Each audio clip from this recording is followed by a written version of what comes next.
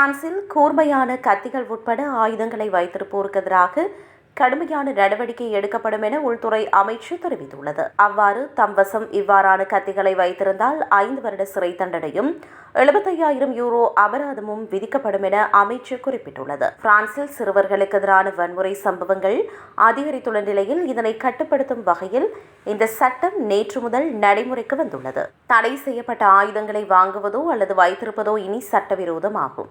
மிகவும் கூர்மையான ஜாம்பி கத்திகள் ஆபத்தான வடிவமைப்பை கொண்டவை.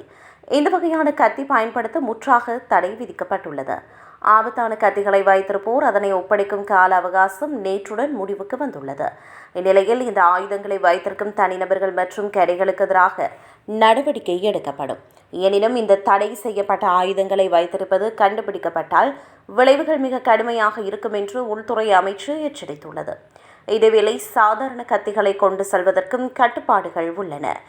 அன்றாட பயன்பாட்டு பொருட்களான திருப்புளி, கத்தரிக்கோல், சமையல் அறை கத்தி அல்லது மடிப்பு கத்தி போன்றவற்றை தகுந்த நியாயமான காரணமின்றி பொதுவெளியில் எடுத்து செல்வது குற்றமாகும்.